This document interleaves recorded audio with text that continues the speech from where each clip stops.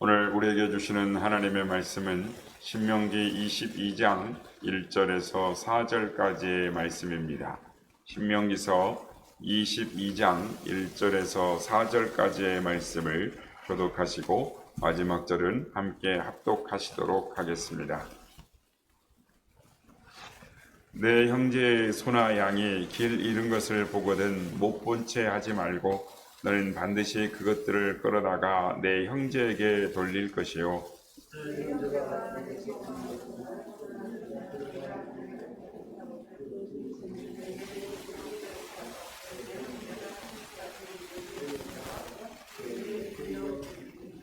낙이라도 그리하고 의복이라도 그리하고 형제가 잃어버린 어떤 것이든지 내가 얻거든 다 그리하고 못 본 채 하지 말 것이며 내 형제의 낙이나 소가 길에 넘어진 것을 보거든 못 본 채 하지 말고 너는 반드시 형제를 도와 그것들을 일으킬지니라. 아멘. 할렐루야. 오늘도 우리의 예배 가운데 함께 하신 주님을 찬양합니다. 그리고 또 새벽을 깨워 유튜브로 또 현장 예배로 하나님 앞에 새벽 기도로 나온 모든 성도님들께 하나님의 은혜와 평강이 함께 하시기를 기원드립니다. 여러분, 지금까지 인생을 살아오시면서 선한 일을 할 수 있었는데 머뭇거리다가 기회를 놓쳐버린 적은 없으십니까? 누구나 한 번쯤은 이런 기억이 있으실 것입니다. 오늘 본문을 보면 못 본 채 하지 말라, 그냥 지나치지 말라라는 말씀을 반복함으로써 사랑의 중요한 원칙을 가르쳐 주고 있습니다. 1절 말씀입니다. 내 형제의 소나 양이 길을 잃거든 보거든 못 본 채 하지 말고 라고 말씀합니다. 그리고 3, 4절 말씀 보면 낙이라도 그리하고 의복이라도 그리하고 형제가 잃어버린 어떤 것이든지 내가 얻거든 다 그리하고 못 본 채 하지 말 것이며 또 내 형제의 낙이나 소가 길에 넘어진 것을 보거든 못 본 채 하지 말고 라고 말씀합니다. 어떤 설명이나 주석이 필요 없는 매우 실제적인 교훈입니다. 한마디로 내 형제의 소나 낙이나 양이 길 잃어버린 것을 보았을 때 못 본 채 하지 말아라 라고 말씀을 하시는 것입니다. 여러분, 이스라엘은 어쩌다가 관계없는 사람들이 모인 공동체가 아닙니다. 그들은 같은 조상을 가지고 있을 뿐만 아니라 하나님께서 구속하셔서 함께 공동체를 이룬 이 형제 자매입니다. 그렇습니다. 모르는 사람의 소유일지라도 형제 의식을 갖고 있다면 다르게 행동하게 될 것입니다. 또한 농경사회에서 소나 나귀는 애완동물이 아닙니다. 생계를 책임지는 가장 중요한 자산이었습니다. 그들이 소나 나귀를 잃었다라는 것은 생명을 유지할 중요한 수단을 잃어버린 것을 의미합니다. 뿐만 아니라 나아가서 동물의 생명도 보호받아야 할 책임이 있다라는 것을 말씀합니다. 그런데 출애굽기 23장 4절 5절에 보면은 형제라는 대신에 원수라는 단어가 같은 맥락에 있어서 말씀하시는 것을 볼 수가 있습니다. 출애굽기 23장 4절 5절 말씀입니다. 내가 만일 내 원수의 길 잃은 소나 나귀를 보거든 반드시 그 사람에게 돌릴지며 내가 만일 너를 미워하는 자의 나귀가 짐을 싣고 엎드러짐을 보거든 그것을 버려두지 말고 그것들을 도와 그 짐을 부릴지니라 라고 말씀합니다. 여러분, 형제 자매라면 도와줄 마음이 생기겠지만 원수라면, 나를 미워하는 자라면, 나를 해치는 사람의 소유라면 굳이 그 사람의 잃어버린 소유물까지 신경 쓰고 주저앉은 나귀를 일으켜 세워줄 필요가 있을까요? 원수의 나귀가 주저앉아 있으면 사람의 마음이라는 것이 그 나귀에다가 돌 하나를 얹어주고 싶은 마음이 사람의 본심일 것입니다. 그것이 인간의 마음일 것입니다. 그런데 하나님은 형제의 범위를 원수까지 확대하셨습니다. 하나님이 이렇게 말씀하십니다. 내 원수도 내 형제다. 오늘 본문에서 계속 반복해서 나오는 말씀이 있습니다. 그것은 못 본 채 하지 말라라는 것입니다. 못 본 채 하지 말라라는 말은 히브리어의 이 숨다라는 이 단어, 즉 숨다라는 단어의 죄기형입니다. 그러니까 못 본 채 하지 말라라는 진짜의 뜻은 너 자신을 숨기지 말라라는 뜻입니다. 사람들은 자신이 희생이 되는 요구되는 상황에서 스스로를 숨깁니다. 손으로 눈을 가리고 보지 못했다라고 합니다. 여러분, 사람들에게 자발적으로 남을 돕는 일에 선뜻 나서지 않고 자신을 숨기는 성향이 왜 생겼을까요? 창세기에 보면 대초에 인간 아담과 하와가 하나님이 금지하신 열매를 따먹은 이후에 우리에게 숨는 성향이 생겼어요. 하나님이 아담아 내가 어디 있느냐라고 부르실 때 제가 벗었으므로 두려워하여 숨었나이다 라고 대답을 합니다. 하나님으로부터 숨은 존재가 되었을 때 선하신 하나님의 행하시는 수많은 일들로부터도 숨은 존재가 되고 싶은 것입니다. 하나님은 우리가 우리 자신을 숨기고 싶어하는 존재가 되는 그 순간과 그냥 지나치고 싶어하는 순간들을 주목하고 보고 계시는 것입니다. 왜 그랬습니까? 왜 하나님은 그 순간을 주목하고 보시는 것일까요? 그것은 사랑과 긍휼을 베풀고 희생해야 하는 순간이기 때문인 것입니다. 여러분, 영적 성숙이란 바로 그때에 자기 자신을 숨기지 않는 것입니다. 사랑에 필요한 그 순간, 그때를 놓치지 않고 올바로 반응하는 것이 바로 영적 성숙인 것입니다. 사랑의 반대말은 미움이 아니라 무관심이라는 말이 있습니다. 그렇다면 사랑의 완성은 무엇일까요? 그것은 바로 타이밍을 놓치지 않는 것입니다. 때를 놓치지 않는 것입니다. 하나님은 계속해서 못 본 채 하지 말라, 못 본 채 하지 말라, 못 본 채 하지 말라, 때를 놓치지 말라라고 말씀을 하십니다.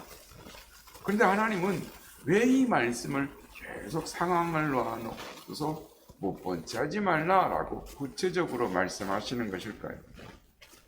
봐도 못 본 척 지나기 쉬운 우리의 마음을 드러내신 것입니다. 우리가 얼마나 비겁한지를 보여주시는 것입니다.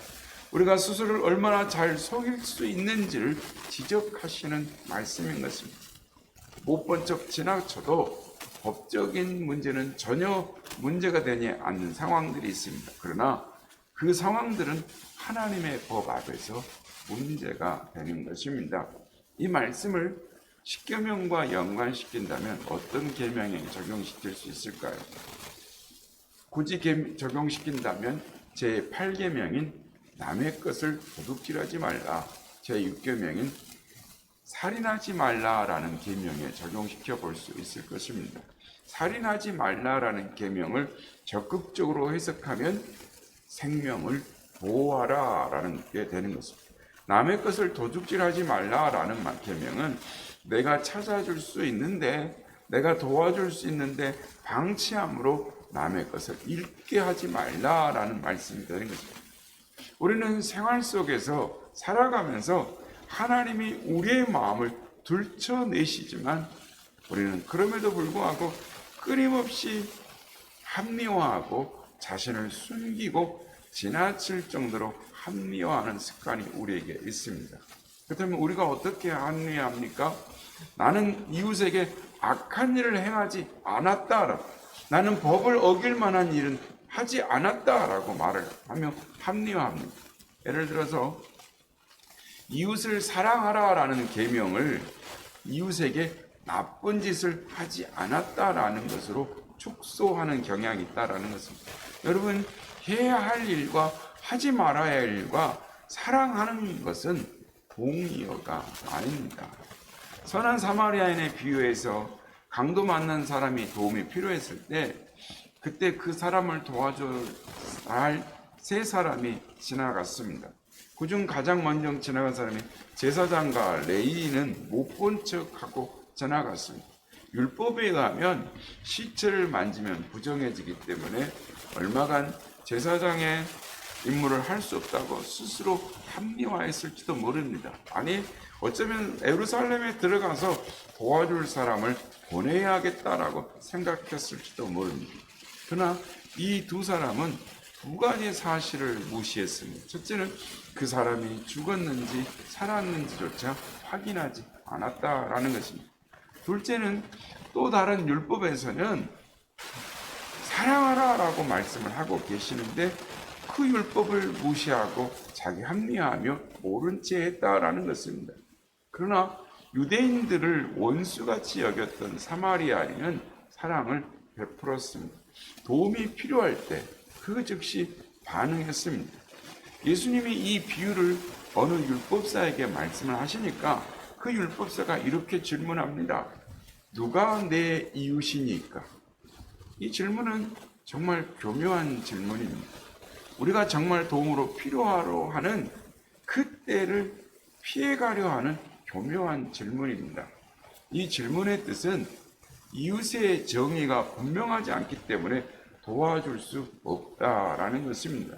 여기서 우리가 알 수 있는 것은 도와줄 마음이 없으면 질문이 많다라는 것입니다. 사랑으로 행할 마음이 없는 사람은 질문이 많습니다. 많아지는 거죠. 이웃의 정확한 정의를 몰라서 사랑할 수 없다라는 것은 핑계인 것입니다.